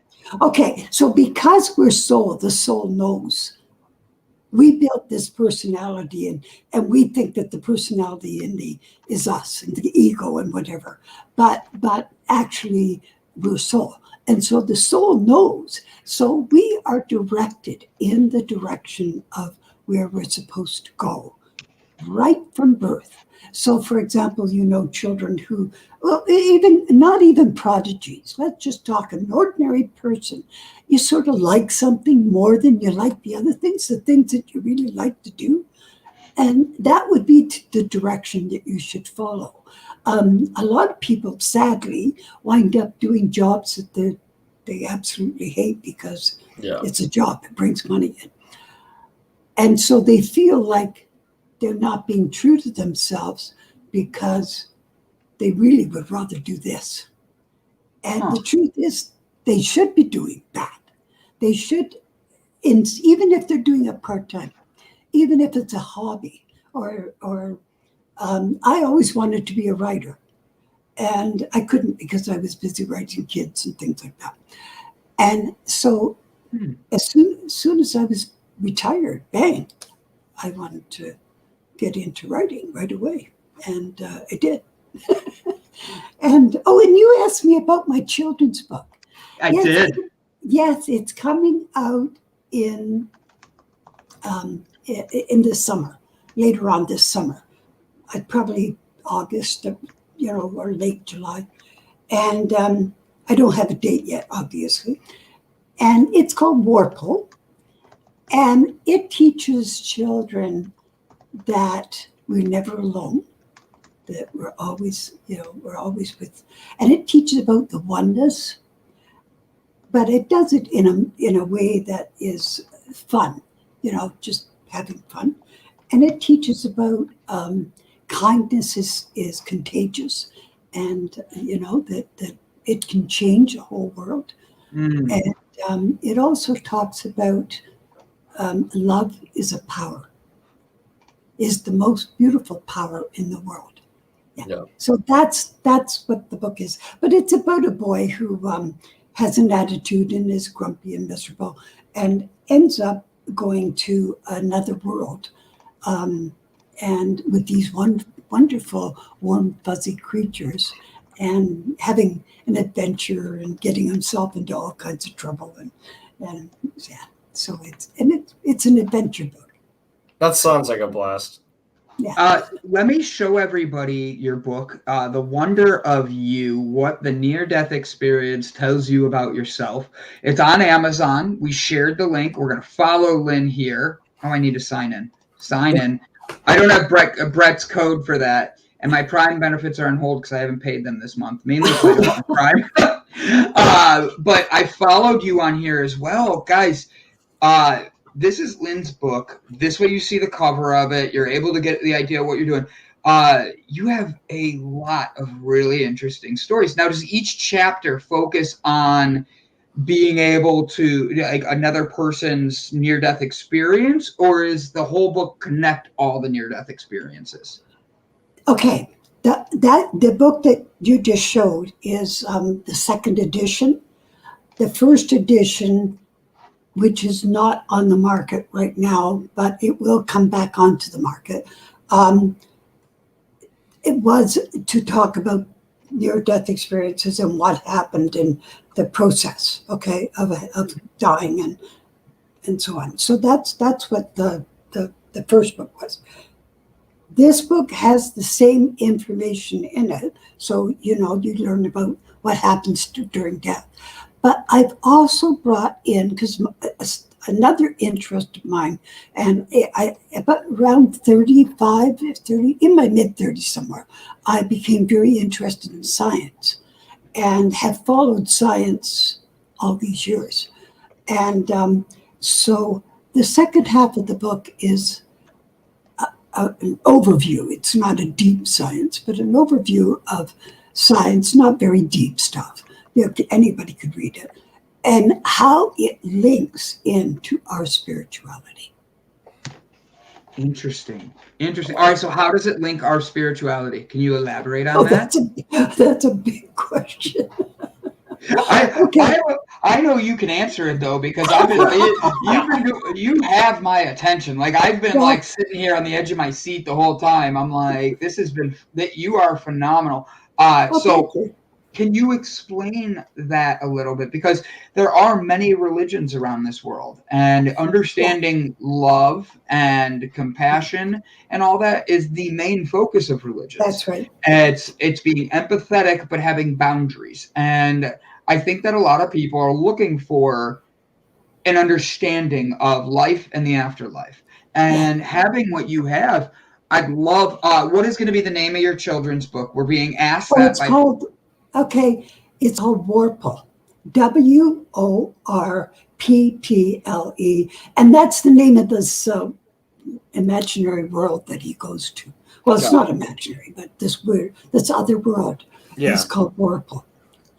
And then, so can you connect that other world and us, and how people can see basically their Did you want purpose? me to, I just told you how to find your purpose.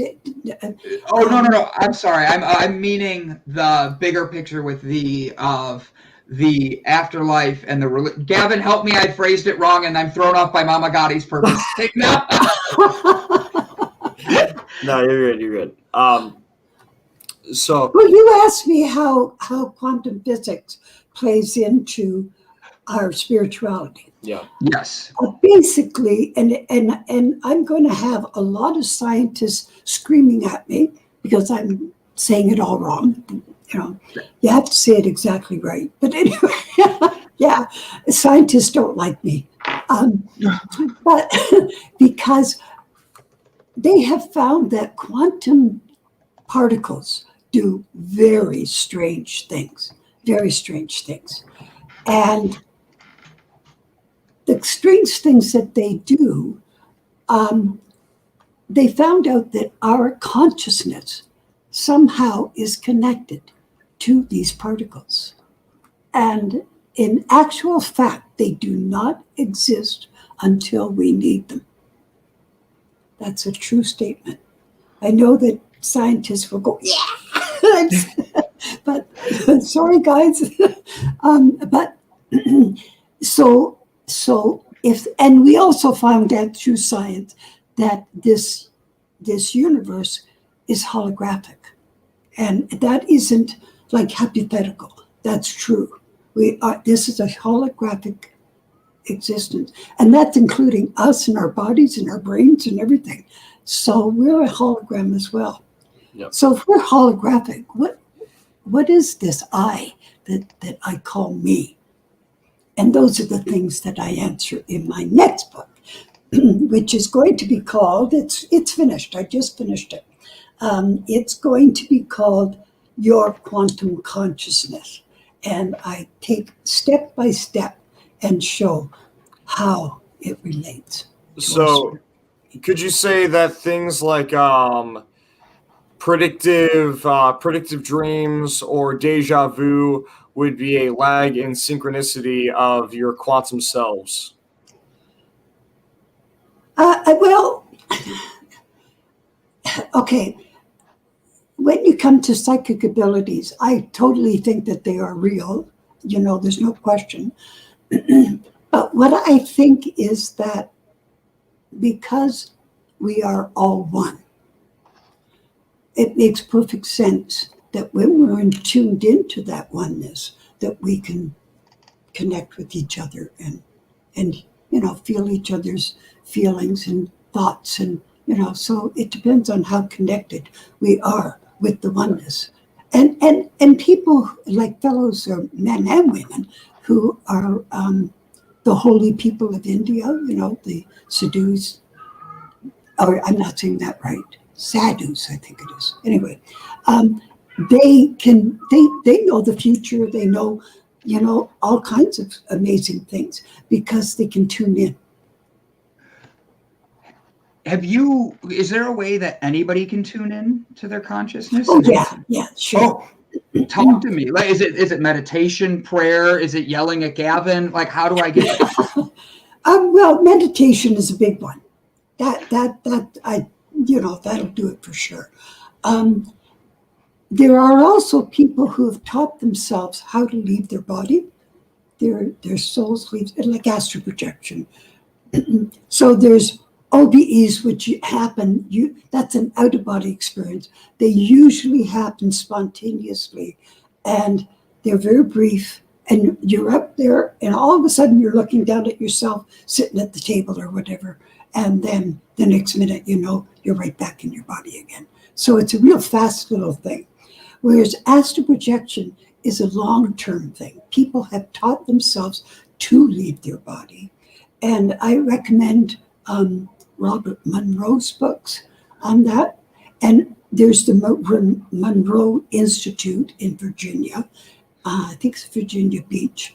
And they teach you how to leave your body. But there's lots of different places you can learn how to leave your body. And if you get used to it and you do it often enough, you'll travel all over the place. In the beginning, it'll be, just out your body and maybe down the street and then back again, or to your mom's place or something like that.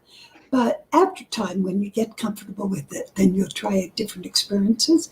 And so that's one, and the meditation is the other.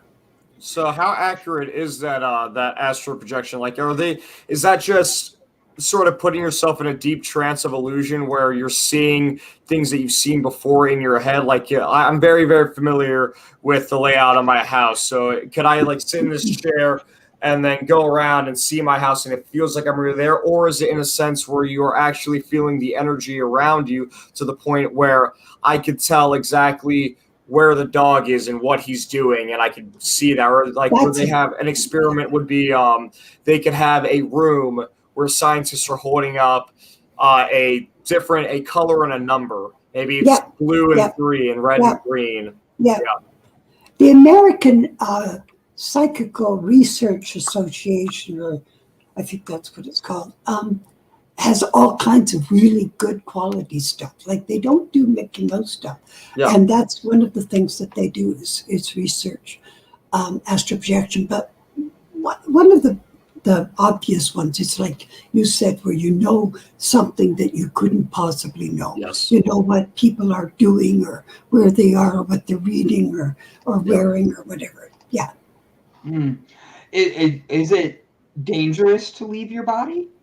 No, not at all. No. There's no danger because you're not dead. So you can come right back in. No problem. As a matter of fact, people who meditate and really teach themselves to meditate deeply often leave their body.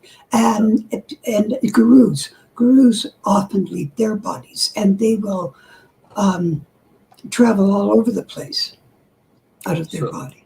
When you're doing this, you're going to a different plane. You're registered on a new on a new plane of existence.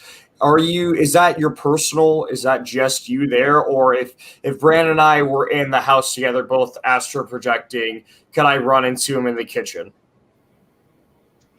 Well, no, you would not see him. Okay, so it's our own private channel. Yeah. Well, you know what? That's half answer, because some people do, but that would be people who would see ghosts and things like that. So people who can see spirits, then they would maybe see you, or they would know you, or they would feel you being there. Yeah, but our astral projections would not be able to see each other. No. Oh, you mean if both of you were out of your body at the same time? Yes, that's what I'm asking. Yeah, you would see each other. Absolutely. Really? We have a question. What if they missed it? Their kids were running around. Where can they learn about how to leave their body? I think there's first of all, there's quite a number of sites on the internet that teach, and there's quite a few of those. And also, as I said, the Monroe. I'm sorry, my voice is going again. You're good. Take a drink. You're good. I'll stop for a second. Gavin, so I personally know, I'm going to ask a weird question, but I want to get that question answered first. So don't let me forget. Okay. But go ahead. When you're back, I'll ask my question after. Okay.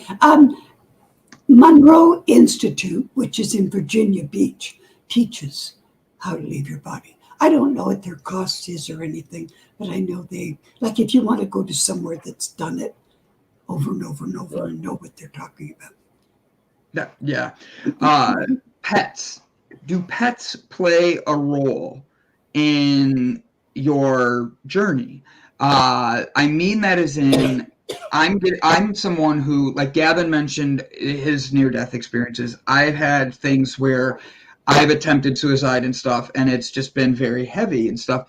But I was telling Gavin this morning before you were on, the dog that was with me in here is saved my life multiple times because I've wanted to hurt myself, and he was right there.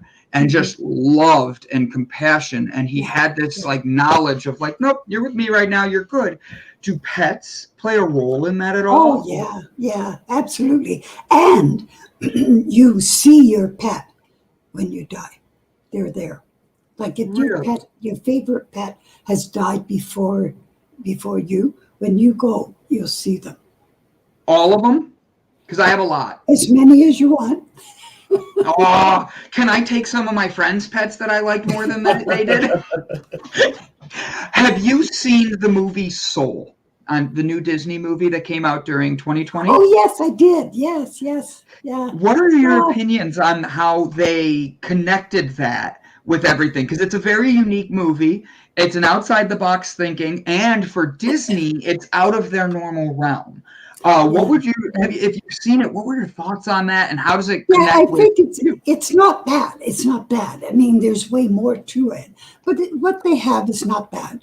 The thing that they have is that the guy comes back, and well, I guess people do come back. People do come back. Yeah. They don't come back the way that this story is, but if they came back, so. It's not accurate, but it's interesting. Yeah. What about somebody who would be comatose? So somebody who is completely out, and then they end up coming back. How does that compare to a near-death experience of somebody who's actually seen the light and then come back? Mm-hmm. Actually, it doesn't matter what the physical body is doing. It can be comatose or in a coma. As a matter of fact, many coma people have death experiences and go to the other side and do whatever they're going to do, because every death experience is different. Yeah. So I can't describe theirs, but they will have a death experience, yes. As a matter of fact, one famous one, and actually, I mean, it's being talked about as if it's a death experience, but it's not, because he didn't die. He was in a coma, and that is Eben Alexander has a book out, and he is he's very well known, but really his death experience wasn't a death experience. He was comatose. Interesting. When someone is in a coma, that I know Gavin was asking like that, is it easier? Like all right, so this is going to be me thinking, so my grandma I'm visiting and she's in hospice right now. And if she was in a coma, could I go into a state and actually communicate with her while she's in there if she had that same connection, so that way we can connect? Yes, you can. Yep. That is pretty stinking cool. Have you ever done anything like that? Like, have you connected with anybody like that? No, man, I was setting that up for a really fun question. It doesn't work then. Have you had any experiences that, like you said, there's like famous ones and stuff, but have you ever had an experience where somebody's telling you theirs and you're like doing your research on it and stuff, and you're like, that one's kind of scary. You're sure you're heading to heaven and not hell? Like, have you ever had something like that? Oh, yes. I've read many people who have gone to hell. But let me tell you, thank you for that question, because that's a good question. And this is very controversial, and I know that, but I just have to say it like it is. So anybody who doesn't agree with me, gee, that's too bad. But I love that. But what the story is that people have found themselves in this hell experience, and it's horrible. I mean, what's going on? If we personally went through that, it would just be awful, horrible, like beyond horrible. And then when they call to get out, in whatever manner they do that, they just say, "Help me," or they pray, or one fellow that thought he had to do something like religious, and he couldn't think of what he was going to do, and so he sang "Jesus Loves Me" because that's the only thing he could think of. Did it work? Yeah, and it worked instantly. But people get taken out if they just say, "Help me, get me out of here." They're out. Okay. Really? When they get to the positive place, wherever their heaven is going to be, when they get there, they'll ask, "What's that all about? How did that?" And they are told repeatedly that that was their creation. They created that. And people create their own. That's why I kept saying whatever their heaven's going to be, because we create our own death experiences, each one of us. It's very, very individual. There are things about death experiences that are universal, like being able to talk telepathically, or to be able to see 360 degrees, or travel by thought. Those kind of things everybody can do when they leave their body. And there's few others too. But anyway, but the actual experience, whether they go to a mountain, or they go to a garden, or if they see their loved ones, or they don't see their loved ones, or they see their guides. Some guides are 10 feet or 12 feet tall, and they're beings of light, and other ones are just like you and I. One person had a guide who I laugh at that, because he was a tall, thin man with a gray suit on and horn-rimmed glasses. I love it. Like you're looking, you're my guide. You're my guide. All right, let's go. I'll follow you. I love it. So with speaking to so many different people, have you noticed that like everybody has their own, but is there any similarities between what people say heaven to hell is? Like you hear the light to you hear the heat. Like, have you noticed there's similarities in people's stories? No. Heaven has similarities, but hell doesn't. Most hells are quite unique to that individual. So, as I say, are heavens, but there's they fit into a category. Like, you can put them. For example, most people go through tunnels. Not everybody. There's lots of people who don't. But the things, like I said, that everybody can travel by thought. Everybody can talk telepathy, through telepathy. Those kind of things. Those are normal, everyday kind of things. Be able to see. They can see us down here and know what we're thinking, and know, so all of those things, those are universal things. Everybody can do. But what the experience while they're there is very unique. And for example, one woman had a son who was disabled, and he was severely disabled. And so he died before her. And then after he died, she had her death experience, and she saw him. And so she saw him as still disabled. And so she was carrying him around with her. And lo and behold, there's some special chairs for her to put him in. And we don't have a body. We don't take our body. It's laying there on the earth. So we don't have any disabilities. That's one of the other universal things, is that there's no disabilities on the other side. The deaf can hear, the blind can see, the lame can walk, So her seeing her son as disabled still was her doing. That was her creating that. Wow. So we're coming up to the last few minutes of our show here and all that. And man, Lynn, you have had you were fun. I guess my best way of saying it, because I don't know anybody that has had the experiences like you've had. To write a book about it, I literally have already saved your book for one of my next purchases on Amazon, because I'm curious about the outside of that, outside of me, and what is next. Because I'm actually, being brutally honest, I'm a former youth pastor, and I've switched over to more of a we're all connected type of thing. Yeah. And my dad and them are all like, well, what does that mean and all that? But like your description of heaven and how people view it, it's exactly like how we've been taught. And I think that having people that have been there and you're willing to read or ask questions about their experience, it gives more of us the knowledge of where we're headed, what we're doing, and why we need to know that we are more than just supposed to accept who we are here. We're supposed to grow and be better. Yes.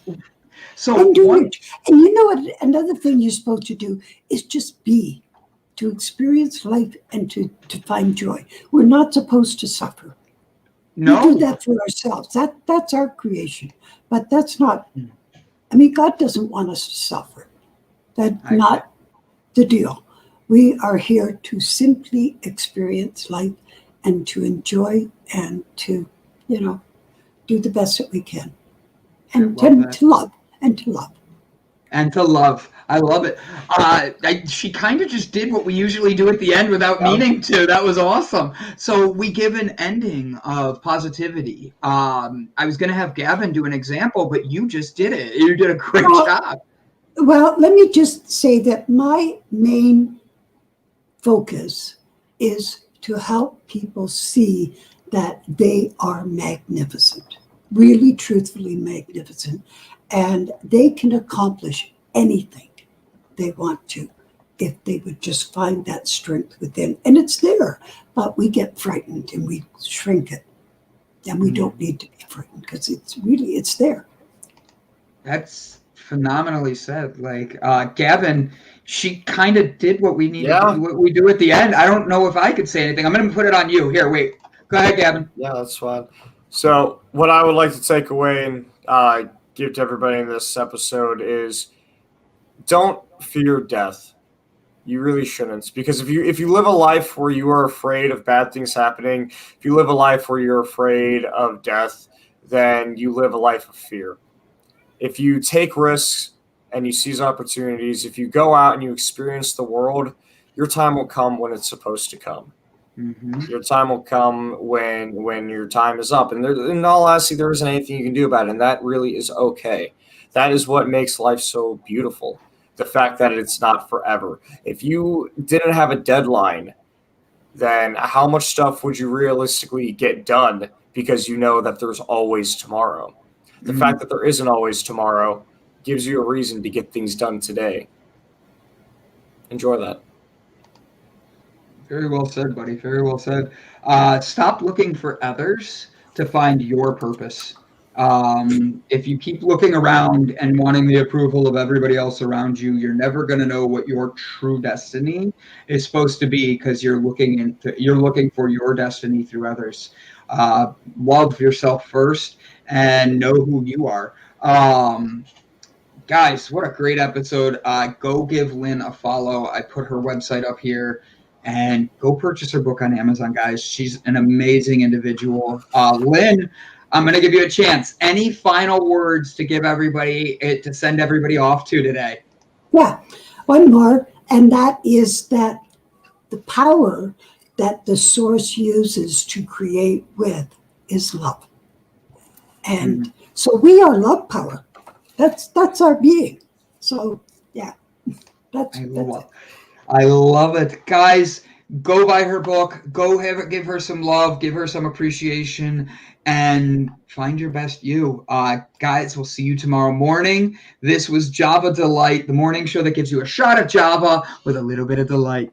Lynn, thank you. And I want to keep a heads up for your children's book coming out. I want to be able to market that for you and put it out here. We had a few people writing on it. So keep us in the loop, and thank you guys so much for tuning in. Have a great day, guys.